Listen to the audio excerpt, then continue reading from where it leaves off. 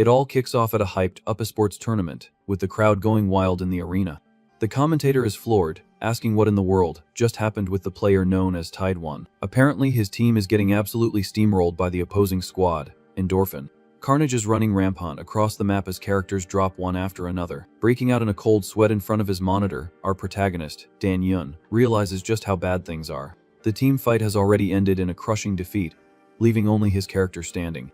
And just like that, the enemy players start hunting down the lone survivor across the map. He needs to buy time, no matter what, because if he gets caught now, the match is over for good.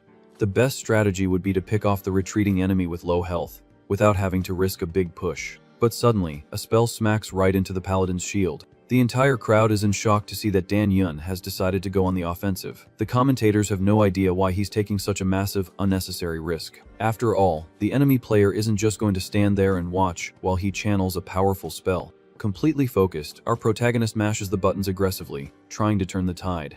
With that, his character unleashes a colossal wave of destructive energy at his enemies. Along with that one failed attack in the game, the player's entire life came crashing down in front of everyone. His promising career went up in smoke in that single moment of failure. Everything came to a bitter, silent end in the empty arena. Sometime later, the scene cuts to a regular residential building in the city, in broad daylight. His room is now a total mess, with old newspapers reporting on his downfall as a pro player. Lying in bed in a dark room, he tries to get some rest. Waking up with a jolt, he sits up and puts a hand on his head, feeling the weight of the past. He realizes he just had another nightmare about his golden days. With a heavy sigh, he looks at his monitor and sees there are no account boosting requests on the site. He gets annoyed because, at the start of a new season, everyone tries to climb the ranks on their own out of sheer pride, even though they know they're not going to make it. Suddenly, the phone on his desk starts ringing, showing a private number. Answering quickly, he asks who's calling but gets only silence in return. Confused, he asks the person on the other end to go on. Thinking it's a shy client, he tells them they can just text the details, but the call drops right after. Annoyed by his bad luck, he tosses the phone on the desk, complaining that he's really not getting any work today. Feeling his stomach rumble, he mutters that he's starving. Just as he's deciding to go out for food, his phone screen glitches bizarrely, confirming a player has been found. He soon arrives at a small corner restaurant down the street. Sitting alone at a table, the ex-player starts eating his meal peacefully. Through the window, you can see a young man conjuring a magical fireball skill in the middle of the sidewalk. The spell hits a terrifying monster square in the chest right in front of the restaurant. The kid with the magic looks at his own hands, frustrated by the unreal situation. Completely ignoring the event outside, Dan Yun looks at his phone, thinking how annoying it is that fantasy protagonists are always so confused these days. Suddenly, he bites down on something hard in his food and feels the jolt in his teeth. Spitting out the weird piece, he asks the waitress if that was plastic. The woman bows repeatedly, apologizing desperately and promising to replace the dish immediately. This scene reminds our protagonist of when he himself had to bow in a humiliating public apology. He tells her not to bother since he was almost done eating anyway. Just then, two guys at the next table point in his direction, asking if that isn't that famous old pro player. They start mocking him loudly, calling the guy trash for supposedly throwing a match for cash. With no patience for their insults, he tells the waitress he doesn't want the extra dish and decides to leave. He turns his head and walks to the exit, visibly bothered by the whispers. Now walking through the bustling city streets, he tries to clear his head. Looking up at the sky, he grumbles that he'd love to get pulled into a game, positive he'd absolutely wreck everyone. Finding his own thoughts pathetic, he feels his phone vibrate in his pocket. Taking out the device, he's confused by the unexpected notification. The screen displays a bright red warning saying he has been selected as a player. Thinking his phone is broken, he looks around, not understanding the repeating message. Suddenly, the entire street scene starts flashing with floating red alerts confirming his status. Being pulled upside down by an invisible force, he still thinks he's hallucinating from playing too much. In an instant, his body is launched at an insane speed toward the heavens. Hurtling through a tunnel of purple lights, he finally realizes this can't possibly be a dream. In a total panic, he starts screaming for help at the top of his lungs. However, he notices he's not alone, spotting dozens of other people plummeting and screaming in despair through the same space. Terror grips all the abductees as they fall uncontrollably toward an unknown fate. Trying to get a grip, our protagonist slaps his own face, demanding focus to deal with the real situation. The colossal image of a glowing planet confirms once and for all that the deadly game has just begun. Falling into a dark abyss, he tries to reach out, searching for anyone else nearby. Immediately, an intense light ignites beneath his feet, surprising him. He finds himself standing in the center of a giant, mystical hall, while a system panel tells him to choose a faction, and a constellation. Analyzing the system's words, the guy tries to process these weird concepts of a Star Master. Using his gaming knowledge, he tries to compare the factions to the classic alliance systems in virtual worlds. He concludes that there are 4 main forces divided in the hall, and that this feels a lot more like the books he used to read. As an experienced gamer, he knows perfectly well that the initial choice dictates the entire future of the campaign. By joining one of the fronts, it'll be inevitable to clash with members of the other celestial guilds. With that in mind, he figures the best strategy would be to ally with the most destructive force available. Stopping before a pillar with a golden chalice, he remembers the system promised detailed explanations for anyone who got closer. The shining artifact reveals itself to be the symbol of the goddess of gambling, offering great rewards in exchange for risky devotion. Reading the information on the divine entity, the guy is completely underwhelmed. Annoyed by the lack of useful data, he complains that the text is just a bunch of pretty words and offers no decent stats to base his choice on. Danyun decides to use the interface descriptions only as a general reference, hoping the other factions aren't so vague. Next, our protagonist checks out the other floating pillars, which display different deities and their supposed benefits on the screen. He notices the options range from gods of combat and mercy to a rookie god of passion. Focusing on the details, the guy is already absolutely certain which path to take. Without hesitation, he steps forward and firmly grabs the floating golden chalice. The ex-player explains that most people would choose the first option on pure impulse, since the information provided is garbage. However, the real reason for his choice is that a goddess focused on gambling is totally his high-risk style. Just then, a radiant energy envelops the guy's body, confirming the official selection of the Star Master, Stella. The system begins to scan the player's height, weight, and ideological patterns as the light intensifies. Suddenly, he gets swallowed by a disgusting slime while his life history is processed for trait creation. With the attributes successfully generated, the build sequence ends, and the teleport is activated by the panel. A powerful beam of energy tears through the skies and strikes the ground of a distant, rocky canyon.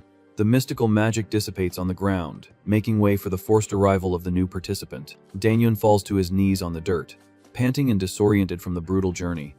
Outraged, he yells, asking if getting kidnapped out of nowhere wasn't enough. Did he also have to get groped by that weird slime? Trying to pull himself together, the guy notices a futuristic-looking bracelet stuck to his wrist. With a simple touch of the metal, a holographic interface projects into the air, catching him by surprise. He deduces that the screen displays his newly generated traits and hopes he received some useful class advantages. Reading the floating text, our protagonist is fuming when he sees the system has labeled him a gambling addict and washed up. Bothered by the uncalled for humiliation, he taps a side icon, wanting to see if it works like an inventory. A glowing grid opens up, confirming his theory, and he quickly notices he already has a weapon stored. The item materializes smoothly right in his hand, impressing him with the setting's advanced technology. But his curiosity vanishes the instant he inspects the useless piece of equipment up close. The system gave him nothing but a tiny, worn-out dagger that wouldn't scare anyone. Walking to the edge of the cliff, he mutters that these weapons and titles make no practical sense. Suddenly, a loud beep sounds from his bracelet, announcing the immediate start of the tutorial stage. A 10-minute timer starts flashing on the screen, frustrating the guy with the lack of direction. Spinning around, he demands that the AI at least teach him how to clear the stage. In that moment, the ex-player freezes in place, shocked by the colossal sight before him. A dragon with thick scales emerges from the abyss right behind him, staring him down. The monstrous beast opens its glowing jaw and unleashes a dense blast of deadly flames. Desperate from the heat, Danyun screams at the top of his lungs, asking if the game is insane for calling this a tutorial. He backs up to the very edge of the mountain, leaping backward before he becomes Adventurer Barbecue. Sweating bullets, the guy considers taking a leap of faith into the canyon, but knows the chances of ending up as paste at the bottom are high. Looking at the remaining time, he realizes that just trying to dodge in such a narrow space is a one-way ticket to game over. Grabbing his only short-range defense, he prays he won't be forced to take down a beast of that size. The guy thinks it's some kind of sick joke that they expect him to take down a legendary dragon with a butter knife. Pushing his doubts aside, our protagonist musters his courage and sprints toward the flaming monster. With his competitive mindset activated, he reasons that every tutorial exists precisely to teach the basics of survival. Since the health stats and explanations were hidden on purpose, he's sure there's a trick to it. Getting closer to the scorching danger, he concludes that the real mission is to force the user to find solutions with hidden data. Using all his arm strength, he hurls the small knife straight into the giant creature's glowing mouth. The weapon pierces the thick blast of fire, creating a thunderous, bright collision.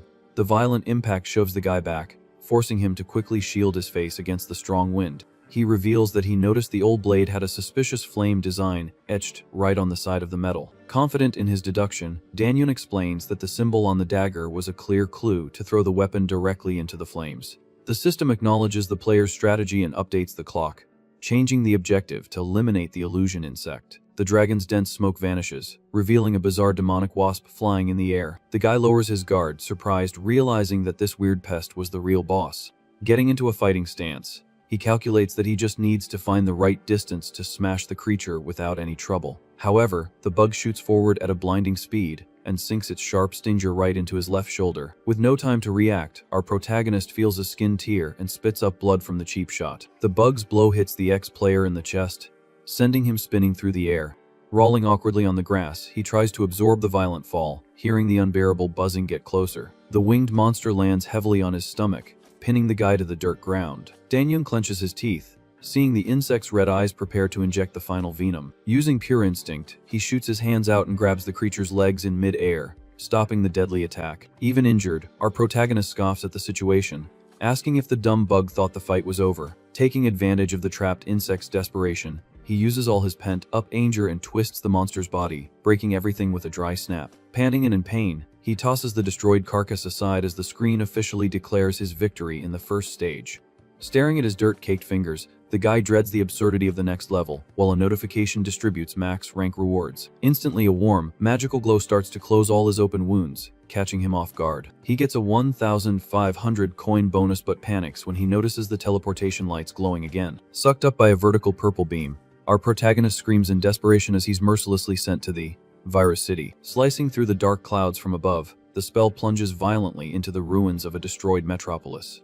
The force of the landing shatters the abandoned concrete ground, kicking up rocks and smoke throughout the alley. Coughing hard from the toxic dust, Danyun leans on his knees, complaining that the cruel system doesn't even give him a 5-minute break.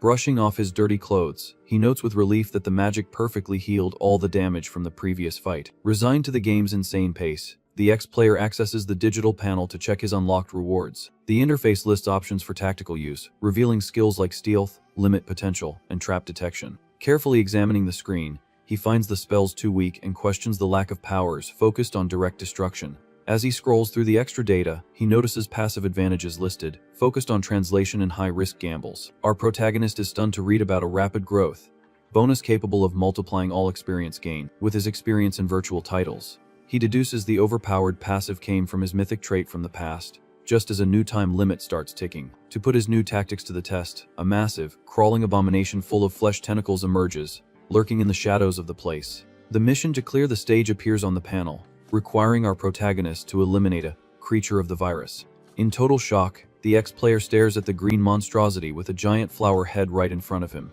In the blink of an eye, the creature lunges forward and grabs him by the neck with absurd strength. Without mercy, the monster hurls the guy's body against a glass wall, leaving him outraged by the brutality of the situation. Danyun hits the concrete floor hard, trying to catch his breath while holding a screwdriver. Quickly, he stabs the creature with the improvised tool, looking for an opening to escape. But the beast ignores the blow and lifts him by the neck again, forcing a pained groan from the boy. Trapped in the air, he struggles desperately, realizing the enemy's physical strength is immense. Just then, the monster opens its facial petals, revealing a macabre mouth full of bizarre teeth. Knowing an attack from that would be game over, he understands he has to break free no matter what and drops the tool. Panicking, our protagonist hopes that any skill will work in this critical moment. With that, he activates his stealth technique, spending mana in a moment of desperation. His body instantly turns invisible, leaving the creature completely confused, holding nothing but empty air. Relieved, the guy realizes the trick worked, and the monster's grip on his neck is gone for good. Taking advantage of the perfect distraction, he pulls the dagger straight from his inventory with a deadly look in his eyes. Without hesitation, he lands a fatal blow, sinking the blade right into the back of the distracted abomination's neck. Green blood splatters far, marking the end of the violent combat in absolute silence. The system makes the victory in the second tutorial official, as the enemy's body collapses, lifeless, in the filthy room. Panting, he concludes he wouldn't have suffered so much if he had used stealth to attack from behind from the start, and decides he needs to control his body better in this crazy world. Right after, a golden light envelops our protagonist, initiating his physical recovery, and the system awards him 10 coins along with a survival kit. Curious about the prize he earned, he opens the glowing interface to check his newly acquired digital inventory. The mystery package is revealed to contain 3 antidotes for the spreading virus, an emergency ration, and a map of the city. Looking through the structure's broken window, he grumbles that the game wants to force a real survival situation from now on. Focused on the challenge, Dan-yoon attaches an improvised flashlight to the handle of his dagger, creating a makeshift utility spear. Using his teeth, he pulls on bandages, wrapping his arms firmly to protect himself in the brutal environment that awaits. Dusting off his cloth backpack, the ex-player lets out a heavy sigh as he arranges the final details of his equipment. Now fully armed and with a confident posture, he positions himself, ready to face any abomination that crosses his path. The holographic bracelet beeps, starting the third stage, which requires reaching a safe zone within a strict 24-hour limit. The metal door in the hallway unlocks on its own with a loud click, opening a path to the urban nightmare of this hellish server. Seizing the opportunity, he kicks the iron door open aggressively to explore the blocked-off environment. The scene outside is a grim disaster, stained with fresh blood splattered across the abandoned ground. Walking tensely, the guy advances through the destroyed corridors, trying to identify any imminent danger. Finding everything suspiciously easy, he wonders if the mission is just to take a leisurely stroll through the fallen city. Keeping a firm grip on his makeshift spear, he checks the corners, his head turning, alert to the slightest local noises. Soon, our protagonist is running down the stairs, reasoning that monsters will infest the starting area soon and speed will determine who lives. Reaching the empty ground floor, he fearlessly leaps through a shattered window, quickly escaping the confines of the haunted building. Safely outside, he activates the urban mapping function, sliding his finger across the blue-lit technological interface. Reading the area radar, the ex-player celebrates that enemy targets are marked in red, deciding to take a shortcut through the alley on the right, which seems much clearer. Suddenly, a sharp scream of pure terror rips through the tense silence of the ruins, completely grabbing his strategic attention. Looking in the direction of the frightening noise, he sees a woman on the asphalt, cornered by another disgusting creature with a bizarre flower head. Crying in absolute desperation, the survivor extends her arm, begging for any help before the worst kind of bloodbath happens. Completely out of patience, Dan-yoon judges her actions as incredibly foolish, remembering that the friendly part of the tutorial ended a long time ago. Determined to focus exclusively on his own goal, he starts to walk away from the commotion, marching in a cold, calculating manner. But the guy's firm steps stop dead on the cracked asphalt as an invisible weight takes over his sense of morality. Annoyed with his own stubborn empathy, he curses that he's lost his mind and sprints back at full speed to see which useless civilian is crying for help. The monstrous beast throws open its mouth, full of deadly teeth, lunging straight to bite the terrified victim's face on the grimy ground. With an impressively fast dash, the guy slams into the monster, sending it flying with unparalleled brutality, far away from the defenseless woman. Standing firmly in her place like a human shield, he tells the civilian to get up and run to the alley on the right, while keeping an eye on the traps ahead. As the spiky creature furiously gets back up, our protagonist channels his own energy, activating a hidden magical assessment skill to scan the threat. The instantaneous reading from the luminous panel confirms his suspicion that this green target is definitely not just some low-level mob from an easy map. The red screen classifies the bizarre anomaly as a rank D virus spawn assassin, which lets out a terrifying hiss, displaying arms with natural bone blades. Without backing down a single step in the face of its brutal appearance, the boy smirks, confident in his own mental tactics, and declares he can shred this thing on his own. To ensure complete annihilation in the blink of an eye, he calls for the immediate use of his physical enhancement, aggressively combined with his newly discovered limit potential technique. The incantation instantly summons a small, glowing virtual die that rolls freely in a dark space within his internal existential plane. Maniacally focused on the head-to-head combat, the ex-player shoots off in a phenomenal sprint toward the lethal abomination, dagger at the ready. The magic die rolls a super high number and instantly begins to explode in a golden aura of pure, concentrated physical power. All the accumulated force from that lucky roll flows like a burning river into the guy's right fist, generating an blindingly intimidating heat. The system hastily notifies the user of a sudden level increase, as the starlight from the enhancement overflows and sparks, exploding the die's symbol in mid-air. With an absurdly thunderous impact, Dan-yoon lands a destructive punch that tears the monster's body clean in half, pulverizing green flesh and splattering gunk all over the alley. The titanic force from the punch passes through the dead beast's biological matter and generates an invisible shockwave that shakes the rubble and sweeps the dust from the surrounding ghost town. A floating blue panel appears, brightly congratulating the newcomer with the title of the first survivor in the entire region to obliterate enemy of that dangerous elite level. Flashing a slight smile dripping with pure arrogance, our protagonist feels the blood run hot in his veins, confirming once and for all that this all follows the cursed rules of an unreal video game world. He boasts in his own thoughts, remembering that in the digital universe he came from, raw physical attribute calculations and levels always dictated the final word in every tournament that ever existed. The guy breathes in the polluted air and observes with total disdain the disgusting remains of the corpse sliced in half on the grass, still silently processing the monstrous impact of the destruction he caused with his own bare hand.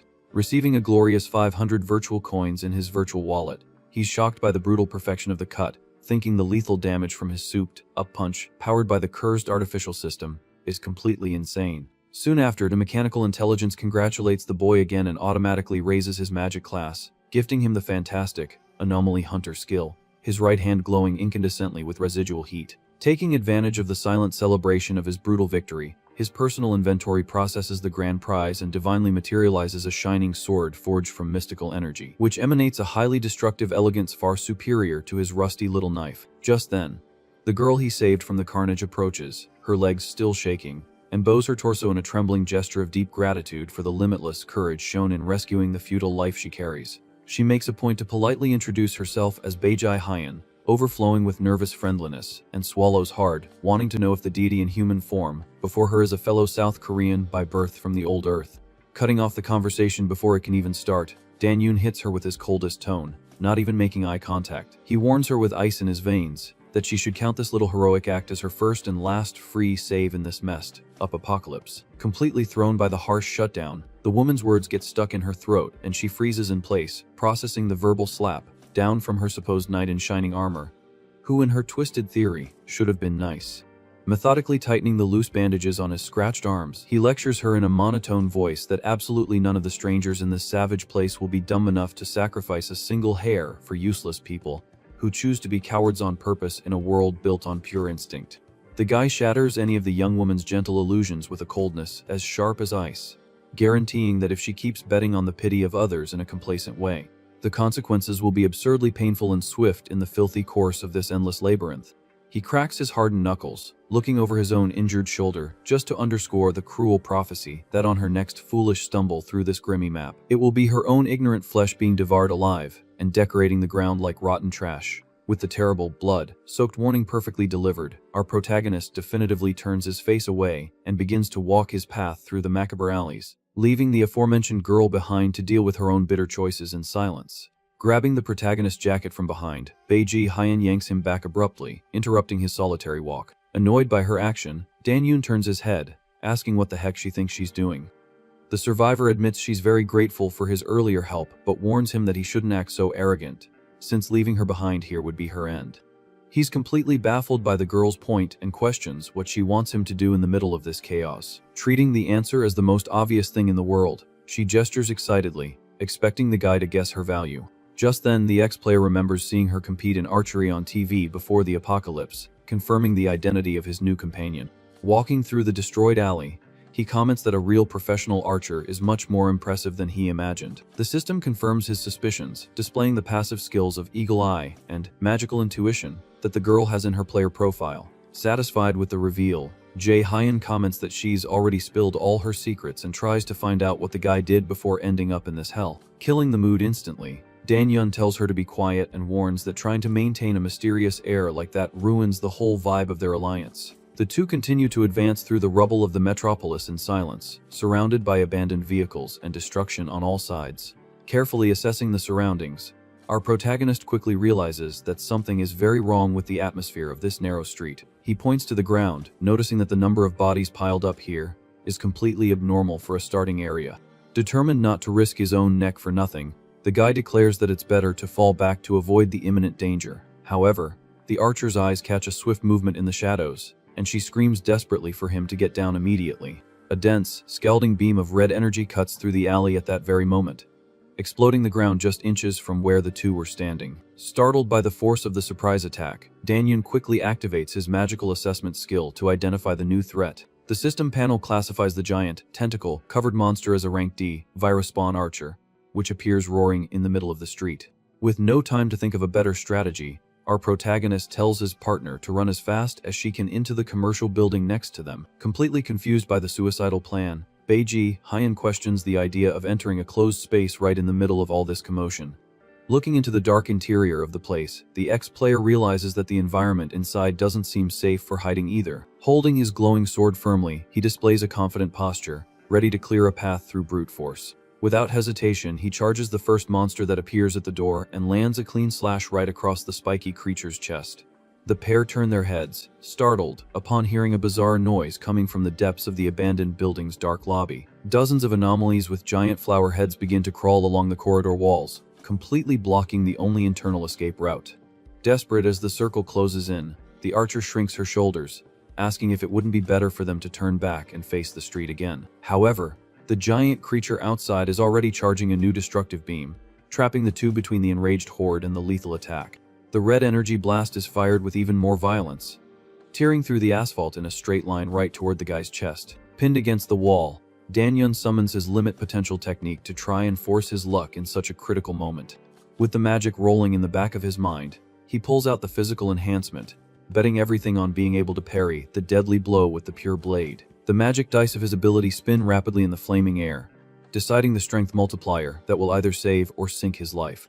The hot beam collides violently against the side of the energy sword, pushing the player's body back with an absurd weight. Making the whole situation worse, the virtual die lands showing the minimum score of number 1, leaving our protagonist outraged by his bad luck at that exact moment. Even with his physical enhancement at level 3, the pressure of the enemy magic begins to crush the guy's defenses, and he groans in pain trying to hold on. Using the last reserves of strength in his arm, he deflects the laser upward in a crooked parry, cutting through the alley's structure in an explosion of light. Breaking into a cold sweat after the cheap shot, he quickly concludes that his current level of resistance is only good for dealing with common monsters.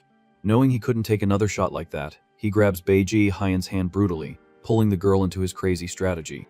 Cutting a path right through the middle of the flower abominations, he tells her they're both running straight for the building's roof, no matter the cost. Assessing the urban landscape as he runs through the lobby, the guy calculates that the distance between the neighboring rooftops didn't seem that great from the outside. To ensure the jump is perfect, he pushes his muscles to their absolute limit, using the red aura of his physical enhancement at its maximum stage. Suddenly, Danyun coughs up a pool of black blood, feeling the virus infection tearing through his internal organs from the overexertion he just made. The bizarre marksman doesn't give up the hunt and leaps with frightening agility onto the side of the building, climbing the walls to reach its prey. Ignoring the extreme pain, the pair jumps into the void in a desperate flight, crossing the huge gap between the two concrete structures. They land sliding on the cement of the neighboring commercial building, narrowly escaping the clutches of the monster left on the other roof. Completely relieved by their miraculous survival, the girl celebrates that the absurd plan to reach the top actually worked in the end. But the celebration is short-lived, as our protagonist collapses to his knees on the hard ground, spitting up more black blood as his body suffers a total collapse. Beiji Hyan approaches, worried, asking if he's okay, and concludes in terror that the disgusting plague has spread through his veins way too fast. Struggling to stay conscious, Danyun coldly reminds the girl that playing the hero here is suicide, telling her to just take the sword and run far away. With determination, the archer faces her fallen partner, refusing to accept the cowardly fate he just dictated. Annoyed by his stubbornness, she tells the guy to stop trying to act like some untouchable tough guy and shut up for once. The young woman throws it in his face that he only ended up in this deplorable state because he protected her, and that's why she refuses to be a piece of human garbage who runs at the first sign of trouble. Turning her face to act, the survivor states that playing the insensitive role wouldn't be wise and promises to stay right there while she goes to get the medicine to save him. Determined to prove her worth once and for all, she pulls the shining sword firmly from the ground, feeling the weight of responsibility in her own hands. Trying to calm her own nerves, she takes a deep breath and tries to convince herself that fighting just one or two of those monsters is totally possible. Terror strikes again as the giant, lethal creature lands heavily on the edge of their rooftop, roaring furiously, ready for the carnage. Panic instantly floods the archer's mind, making her silently admit that she is completely screwed and terrified of that thing. The bizarre marksman advances, slashing through the air with its sharp arm, forcing the girl to dodge with a clumsy backward jump out of pure survival instinct. The violent blow misses and only breaks the concrete floor, leaving Hyan surprised she wasn't sliced in half right then and there. As the dust settles, she quickly concludes that the wild attack was way too off target to be considered a simple miscalculation. Staring deep into the faceless monstrosity, the survivor begins to suspect that the terrifying monster has a very obvious weak spot hidden right there. Using her passive player intuition, she perfectly understands that the creature reacts only to the sound of sudden movements due to its poor natural vision. Confirming her theory, the anomaly starts roaring loudly, turning its blind head, trying to locate its victim solely by the noises on the empty rooftop. Trusting her own precision, Beiji Hyan sneaks closer, holding the glowing blade, ready for the decisive pounce. With extreme care, she takes off her heavy backpack and throws it to the opposite side, creating the perfect bait to fool the abomination. The canvas object hits the cement floor with a dry thud, echoing a dull sound that immediately draws all the beast's murderous attention. Fooled by the simple trick, the marksman shoots out its spiky arm, violently piercing the backpack's fabric, thinking it hit its prey. Taking full advantage of the enemy's complete distraction, the young woman leaps with all her might, raising the mystical sword with both hands high above her head. In a fluid and brutal motion, she lands a vertical strike, sinking the energy blade right into the center of the anomaly's fleshy head. The monster lets out a piercing shriek of agony as its disgusting body begins to be evaporated by the destructive force of the enchanted weapon. As soon as the creature turns to dust, the system issues a notification congratulating the player for being the first in the region to take down the special enemy, granting a 500 coin reward. But the grand prize falls shining before her, revealing the magical materialization of a black and red bow of unique rarity directly from the battle's remains. Wielding her favorite weapon for the first time in this world, the girl feels the perfect fit of the grip and gains an unshakable confidence to move forward. The sun begins to rise, illuminating the city ruins with a golden hue, marking the end of a hellish night for the two survivors on the safe rooftop. Danyan wakes up with a start, completely healed and shocked to see his partner whole and healthy in front of him. He has 10,000 questions about how she survived the monster alone, but the archer just laughs at the guy's panicked face, telling him to calm down already. Beiji Hyan is pointing to the edge of the roof and asking her partner to take a look. Just below, several arrows embedded in the rubble prove the damage she did as the sun finally rises. Dozens of dead anomalies are scattered around the building's exit, showing the true carnage of the fight. Impressed by the massacre, Danyun is shocked by her skill and wants to know what their next step is. The archer oozes confidence with the weapon in her hand, ironically asking if he'd prefer the explanation on the way down the stairs or by jumping across rooftops. As morning brightens the destroyed metropolis, a large gymnasium stands out on the illuminated horizon. Exhausted, several survivors begin to approach the huge green structure, seeking some safe refuge. The fatigue is evident as the group drags themselves through the entrance of the place, which is completely surrounded by bizarre plants. Just then, two guys hug each other in tears, celebrating that their desperate tactic of just running actually worked. Observing the crowd from a distance, the duo gets closer and questions if that gym is the final point of the mission. The girl calmly checks the digital map and confirms that this is exactly their final destination. Looking at his own profile, our protagonist finds it strange that his progress is so slow even after killing almost everything in his path. Analyzing her own skills, Jae Hyan concludes that this is because their level has already far surpassed that of common monsters. With that, she suggests they go inside at once, reminding him that the completion rank directly affects the system's rewards. However, a guy in a yellow cap suddenly appears, cutting into the conversation and catching the ex-player's attention. Grabbing the protagonist's hands firmly, the stranger shows an exaggerated excitement. He reveals he's a huge fan of the guy, excitedly asking if he remembers their group from the restaurant. The ex-player recalls the memory instantly, perfectly recognizing the faces from the earlier commotion. But another guy from the group gets annoyed with the brown nosing, reminding him they were called useless trash last time. With no patience for drama, Danyun ignores the provocation and just tells his partner to come closer. The troublemaker mutters, calling him an arrogant criminal, doubting that this attitude will last long. Inside the gym's main hall, a crowd is spread out across the enclosed space, talking loudly and non-stop. Assessing the environment, our protagonist calculates that about 100 people managed to make it there alive. Seeing the groups forming, he deduces that gathering so many people in one place looks like preparation for a team battle. Suddenly, the blue hologram beeps, confirming their arrival at the safe zone and ending the third stage. For his brutal achievements, he gets a max rank and earns 2,000 coins along with 4 survival rations. Holding the small boxes, the guy is disappointed to see that the items only provide a single simple meal. The system issues a general red alert, informing them that all players in the sector have arrived, and the stage has ended early. A thunderous noise startles the crowd as heavy metal doors descend and lock all the gym's exits.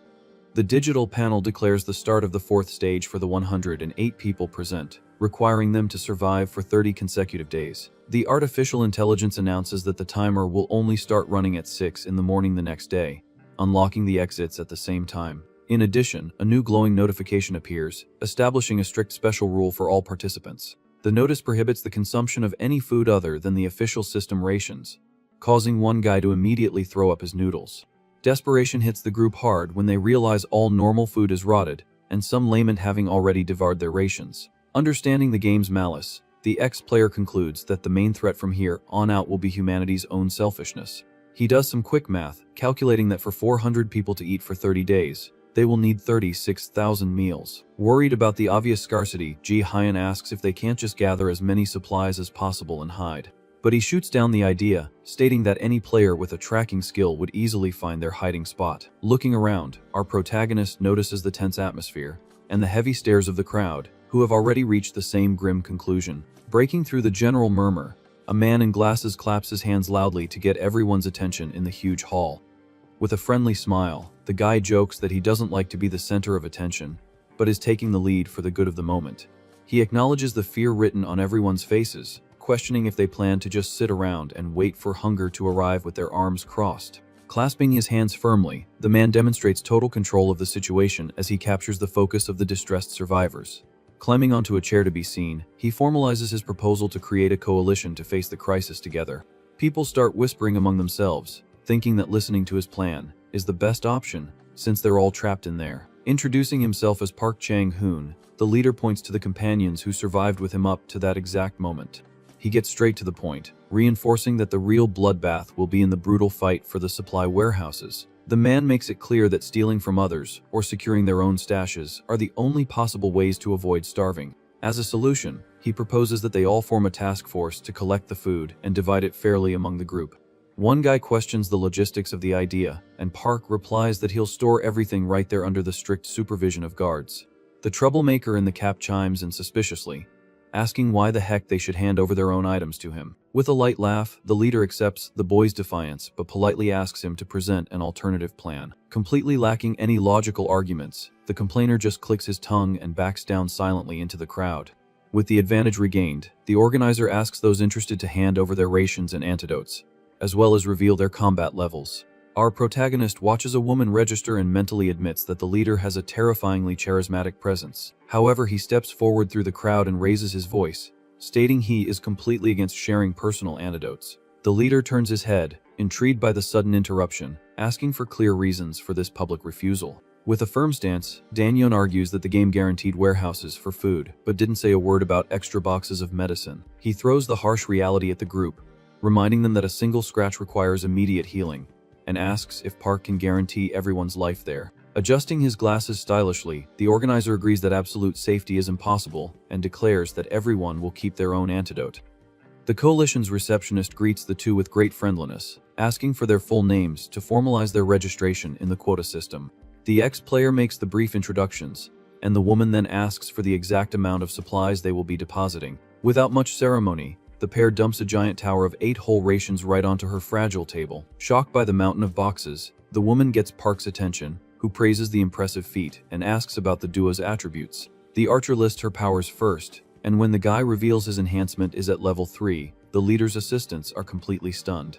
Sweating bullets from their over the top reaction, he mentally regrets it, thinking he should have lied even more about his own brute strength. The organizer explains that fighters at level 2 are already a huge rarity, congratulating his own eye for recruiting natural-born talents. With a gentle smile, Park looks at the boy, stating he's very much looking forward to seeing his performance on the battlefield soon. During the night, the moon illuminates the gym structure as Ji-hyun breaks the silence, asking for her partner's opinion on their new boss. In their makeshift camp, she sits on the bleachers and quietly questions if that guy in glasses is really trustworthy. Being practical, he says he sees no reason to doubt the guy's competence, but the girl retorts that the fellow looks too much like a soap opera villain. Our protagonist gives a restrained laugh at the unusual comment, thinking it's pretty mean to judge someone's character just by their physical appearance. Suddenly, the metal door beside them swings open with a heavy jolt, revealing Park himself emerging from the dark hallway. The man apologizes for catching them in their little chat, explaining that he actually had a private message for the hunting duo. Staring at the intruder with a sharp gaze, Danyeon already anticipates the conversation and scoffs, deducing he's about to receive a classic recruitment threat. With that, Park lets out a laugh, carrying a case of drinks, and confesses that he'll deeply regret it if they refuse his offer. The ex-player accepts a bottle, thanking him for the cold drink, while the leader questions the real reason they shared such valuable items for free. They drink in silence for a moment, just calmly assessing the situation and analyzing each other's intentions. The atmosphere grows tense as the man in glasses awaits a concrete answer without shifting his gaze. But suddenly, he surprises the duo by kneeling on the dusty floor without any warning. The man explains that he didn't mean to offend them with his suspicion, justifying that he's under crushing pressure with his nerves on edge. Then, he mentions the friendly receptionist who checked them in earlier, revealing that the girl is his own daughter and is in no condition to survive in such a dangerous place.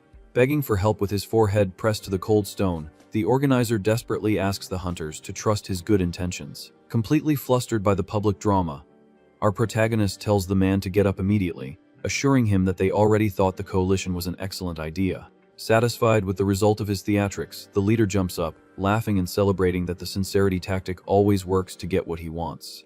Happy with the newly formed alliance, he says an excited goodbye, letting them know he's counting on their full support first thing in the morning. However, before disappearing into the shadows of the dark hallway, the man calls the guy by his name and stops walking. He reveals he's a loyal fan who always followed the guy's old matches, assuring him he never believed the false rumors and always admired his strong will to win. The sudden confession catches the ex-player off guard, leaving him touched by the sincere recognition right in the middle of the apocalypse. Observing everything, the archer ironically comments that the boss seems like a nice guy, making her partner scoff, reminding her that just a little while ago she was calling the fellow a villain. The lighthearted conversation flows naturally until the leader's daughter appears, walking slowly toward them. Intrigued by the movement, Park turns his head, surprised by the receptionist's silent arrival in the middle of the cold night. When day finally breaks over the ruined metropolis, the survivors organize themselves and begin to explore the area outside the gym. Within the first few minutes of patrol, a monstrous, leaf-covered monster is torn to shreds in the blink of an eye. The creature falls dead on the sharp rocks, proving the lethal efficiency of the team responsible for clearing the path through the forest. The repulsive corpse displays a large open flower, where its face should be as the humans advance fearlessly through the unknown terrain. Just then, an arrow of pink energy crosses the cloudy sky and hits a second monster with terrifying impact power. The explosive force of the luminous shot impales the anomaly against the ground brutally, leaving no room for defense. Watching the carnage from a safe spot, the leader congratulates the archer's unbelievable talent, while his assistant confirms the complete clearing of the front perimeter. With the route fully secured, an enthusiastic hulk of a man leads the assault troop, calling for Dan-yoon to cover the rear alongside him. Gathering the strongest warriors around an improvised map, the boss claps his hands and asks for their full attention to go over the main tactic. He picks up a thin stick and begins to detail the collection strategy, stating that the preliminary sweep mapped out 100 warehouses packed with food in their sector. The brilliant intention of the plan is to divide the army into 4 units with a limited number of people to secure several depots by nightfall. Aware of the danger from evolved beasts guarding the boxes, he is calmly confident that the presence of 3 level 2 players is enough to sweep the area without casualties. Fully focused on the supply rescue mission, the big guy determines the invasion flanks and tells our protagonist to sweep the left side of the Hediot. The 2 hunters invade the green area, causing pure destruction, smashing and slicing monsters with ease along the way. Following the massacre safely, Park notes with wonder that no low-level anomaly can stand a chance against someone with level 3 vital attributes. Coldly analyzing his own blue system screen, he confesses that his rare healing command skills easily compensate for the lack of strength in his direct subordinates. Out on the violent battlefield, the brute unleashes a light-covered punch straight into the green enemy's face. The monstrous contact shatters the creature's protection and sends its body flying several feet away from the sheer pressure of his fist. Attempting a deadly charge before falling, the monster extends a grotesque limb, covered in piercing red thorns. But the armored attacker just grins a savage smile, completely prepared to face the suicidal counterattack. The thorny projectiles scrape violently against his rock-hard forearm and shatter into pieces upon colliding with an unbreakable yellow defensive aura. Laughing with joy at his own natural invincibility, he humiliates the inferior creature for not being able to pierce his incredible level 3 muscles. Holding the weakened beast by the neck, he yells for Dan-yoon to hold his position in case any targets try to escape through the low brush. On the other side of the trench, the ex-player moves like a blue blur and slices through a huge enemy leaf as if it were confetti.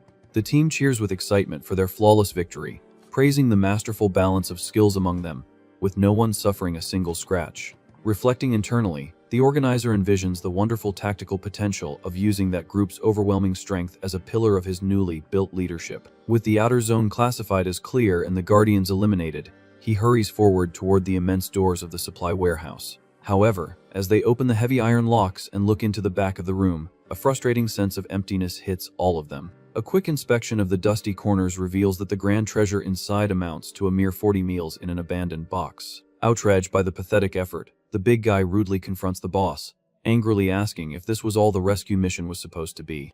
Cold sweat drips down Park's forehead as he stammers disconnected words, trying to find an acceptable excuse for such a colossal failure. The organizer's unshakable facade finally breaks as uncontrollable panic consumes him upon realizing the size of the hole he's dug himself into. Sinking into an asphyxiating psychological terror, he remembers the crowd of hungry people he recruited under the promise of constant abundance and comfort. He feels he's dug his own grave by trying to ride on the coattails of others with excessive arrogance, and fears the survivor's impatience will culminate in his brutal execution. Preventing the imminent breakdown, our protagonist grips his partner's tense shoulder, firmly telling him to get a grip as fast as possible. The guy argues in a calculated manner that leaders can't fall apart over a mediocre setback, and proves that focusing on these tiny depots was a total shot in the dark. Using cold, direct logic to outline the next step, he points out that invading the large central warehouse is the only obvious outcome, despite the high risk. Facing the harsh reality of the hellish trial, Dan-yoon warns that no one will survive the 30 long days if they don't muster the courage and firepower to take the colossal warehouse. After laying down the hard rules of the game, he turns his back, leading the charge to restore confidence while the others process the bold plan without question. Still trembling to his fingertips, Park tries to keep up the pace and orders them to collect the insignificant leftovers so they can plan their tactics back in the safety of their base of operations. Walking firmly down the potholed street, the experienced hunter just dryly validates the new order, focused on the imminent carnage in the main sector. Reinvigorated by the return of hope, the man in glasses throws the few boxes on his back, loudly assuring them that giving up was not yet part of his grand plans. Inspired by the new lease on life he's been given, he rebuilds his own motivational posture, counting on long-term security and the vast herd of allies willing to fight for him. However, this strong injection of cheap optimism withers like an old flower as soon as he steps back into the gym's rest hall. Paralyzed in the midst of chaos and dropping the supplies on the dirty floor, he's petrified to see that the refuge's stockpile of riches has been mercilessly looted. Around the bare shelves, several coalition guards are passed out on the cold cement floor like useless dolls. Desperate for his defenseless daughter's safety, the leader runs to Sia, anxiously checking if the girl was physically harmed during the shameful raid. Cowering and terrified, holding her hands close to her chest, the receptionist confesses through tears that the ones responsible for the entire cruelty were He's team. In a dark mental flash, she remembers the exact moment the traitor appeared, feigning false relief near the supply control desk.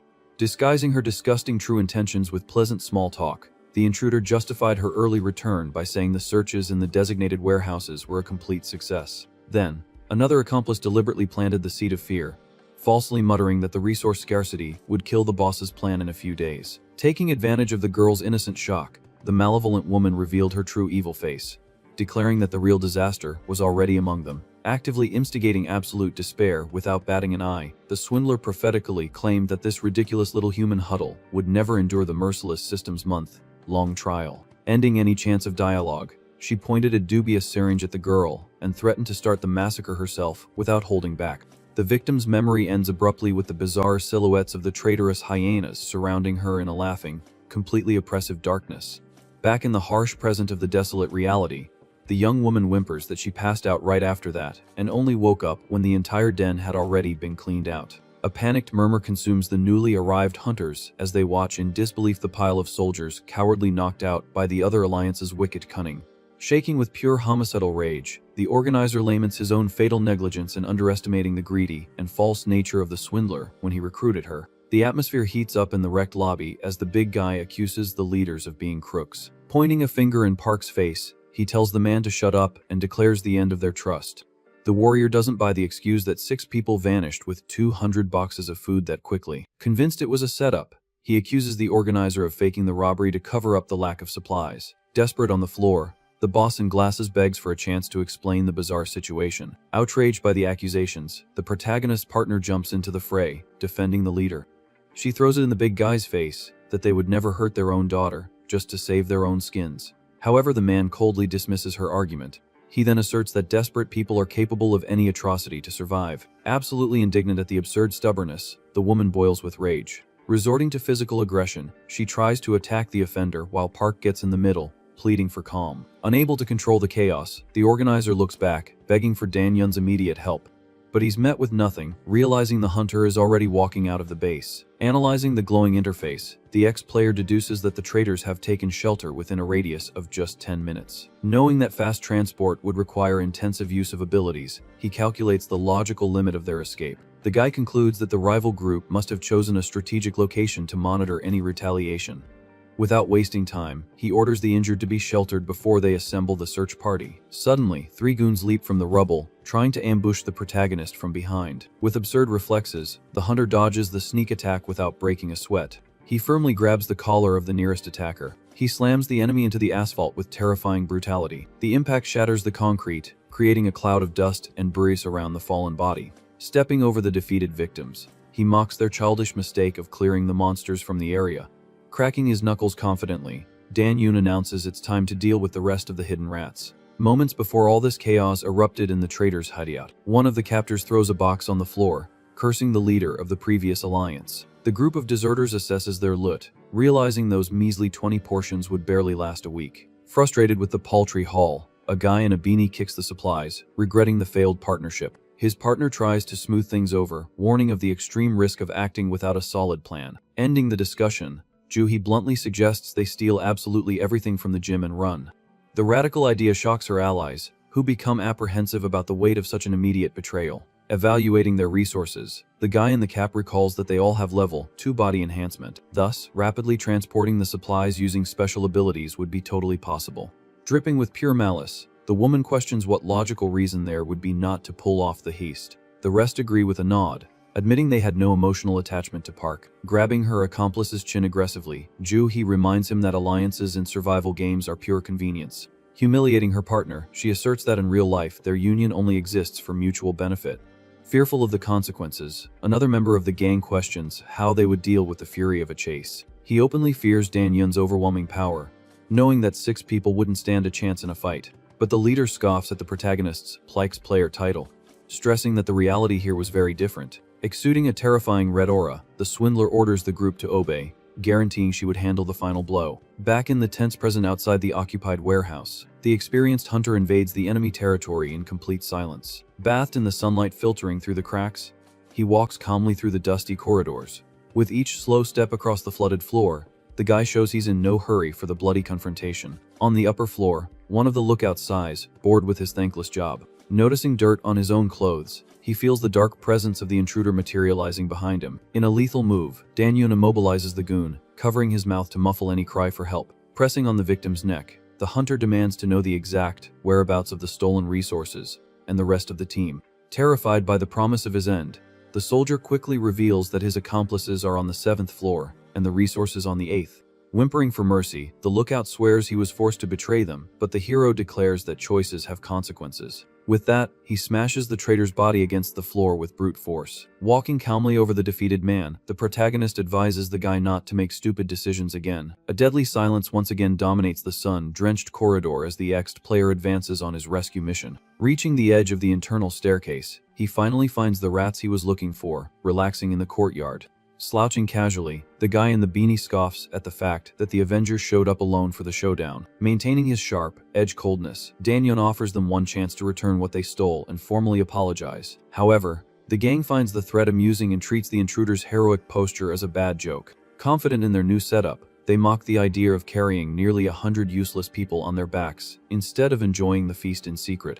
Cracking his neck, the deserter prepares for a fight, guaranteeing their plan has no room for failure. The deserter continues his cheap taunts, claiming that stabbing allies in the back is no big deal. Annoyed by the group's audacity, our protagonist cracks his knuckles, finding the whole situation pathetic. Staring daggers at the enemy, he tells the bum to shut his mouth and not to act so familiar. Facing off, the traitor retorts, accusing the ex-player of being a fake hero involved in past scandals. Wasting no time on words, the guy lunges forward in a fierce charge, cutting through the air. He throws a heavy punch, forcing Dan Yun to backpedal to avoid the surprise offensive. Seizing the opening, the attacker's hands begin to emanate a sticky, lethal green aura. A massive explosion of venomous energy sweeps across the scene in an attempt to melt the target in its path.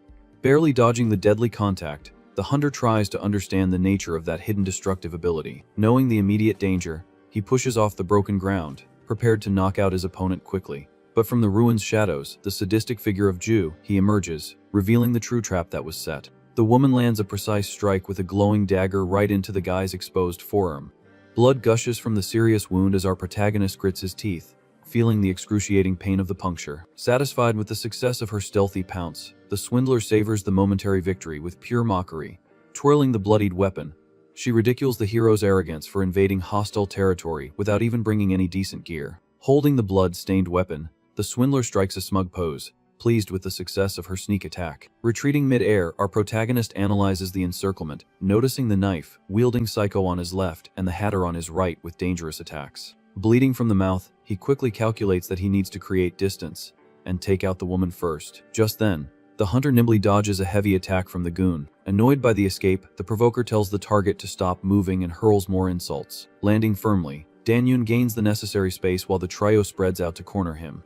Facing the group, the hero scoffs at their cheap attempt at intimidation, questioning if that would really work. With a cynical posture, the hater retorts, asking why the ex-player can't look away from the assassin. In that instant, the guy realizes the lethal effect of the enemy's ability, which is manipulating his attention. Without hesitation, he charges straight for the woman in an explosive sprint. Getting right in the swindler's face, the hunter tells her that her big mistake was not checking his profile before attacking. Startled by his absurdly close approach, she tries to make sense of the situation as he declares that her wounded pride will be fatal. Without mercy, Dan-yoon lands a brutal punch to Ju-hee's face, sending her body flying backward. Taking advantage of the distraction, the marksman fires a huge blast of lethal green energy at the hero. The impact of the magic kicks up a dense cloud of dust and rubble where our protagonist was standing. Down in the middle of the smoke, the ex-player groans in pain, feeling the weight of the last confrontation. Coughing up blood, he covers his mouth as the damage begins to take its toll on his body. Observing the target's weakness, the assassin comments with relief that the drug's effect has finally started to kick in. The guy connects the dots, realizing the dagger's blade was coated with a strong poison. Analyzing the enemy's tactics, he understands that the girl and the hater provide cover for each other while the marksman blocks his vision in a well-executed scheme. Cornered and injured, the hunter accepts that the only way out now is to pray he doesn't roll a low number on his ability. Resolved, he announces that he's going to end this using his full potential. The woman mocks him to his face and guarantees she won't be as careless as her target was. With a furious look, Dan-yoon loudly activates his special ability, trying to turn the tables. Confident in an easy victory, the swindler advances quickly, holding her dagger, ready for the kill. Seeing his own blood drip onto the floor, our protagonist reflects that, in the end, these three were just ordinary people without his experience. But he soon admits that thinking this way was pure arrogance in the face of such a persistent trio. The assassin closes in lethally while the hero remains on his knees, seemingly vulnerable to the final blow. Pressed for time, the guy urgently forces the activation of his power again. In that instant, a glowing, flaming die appears out of nowhere, rolling in the air until it stops on the number 5. Feeling the energy flow, the ex-player celebrates the excellent result of the roll. With a nimble movement, he uses his glowing hands to rip a huge chunk of concrete from the floor. In the blink of an eye, our protagonist hurls the heavy stone at the enemy duo. The marksman scoffs at the simple attack and activates his miniaturization ability to retaliate. Using his accumulated power, the traitor fires a brutal barrage of condensed debris at the hunter. The destructive magic sweeps the scene, kicking up even more dust through the broken corridor. Shielding his face from the smoke, the marksman tries to see if the target survived the onslaught. Suddenly, the hero emerges from the middle of the destruction, charging like an out-of-control bull. The goon panics, not understanding how the enemy dodged so many fragments in the air. Observing Dan-yoon's injuries, he's perplexed to deduce that the hunter simply absorbed all the damage. Desperate, the marksman prepares a new attack with his other hand, cursing his opponent. Exuding a powerful aura, our protagonist coldly warns that this kind of trick won't reach him anymore. The traitor stammers in terror, finding that level of physical resistance physically impossible. With no way out, he screams for the hater to taunt the target immediately and save him from the blow. Breaking into a cold sweat at the order, the provoker agrees as he tries to prepare his mental magic. Activating his verbal power, the hater curses the hero and tells him to stop attacking his own team. The provoker breathes a sigh of relief, believing the distraction would buy them time to regroup. Completely ignoring the mind control, the hunter lands a direct, crushing punch to the marksman's face. The goon is sent flying while the hater freezes, not understanding why his ability failed. Bleeding and defeated, the traitor sinks to the ground, losing consciousness instantly. Looking closely, the provoker realizes with horror that the ex-player has stuffed pieces of cloth into his own ears. Just then, the group's leader leaps stealthily from behind the protagonist, holding the poisoned knife. The woman grabs the guy's neck and drives the blade into his back with all her strength. Holding the weapon firmly, she compliments the target's intelligence but declares that the game is over. Pulling his face back, the assassin screams for him to lie down and be done with it. However, the dagger shatters into several pieces the moment it tries to pierce the hunter's skin. The swindler freezes, staring at the useless hilt of the broken weapon in her own hands. Throwing her own humiliating words back at her, Dan-yoon lands an elbow strike to the attacker's stomach. He ends the fight by telling the enemy to back off and apologize, while she questions where that body armor came from. Showing the rocks under his shirt, the guy explains that he simply predicted her attacks and used the dust to improvise defense and earplugs. Unable to accept her defeat, the assassin yells that protecting only specific points makes no logical sense. Keeping his cool, our protagonist reveals that he covered his neck and heart, leaving the rest to luck. Pointing to the flaming die in the air, he confesses that at that exact moment, bad luck was nowhere to be found. With that, he clarifies that the destructive magic caused no serious damage thanks to this temporary blessing. The leader flies into a rage, accusing the hero of ruining her plan with a stupid dice roll. Staring at the woman coldly,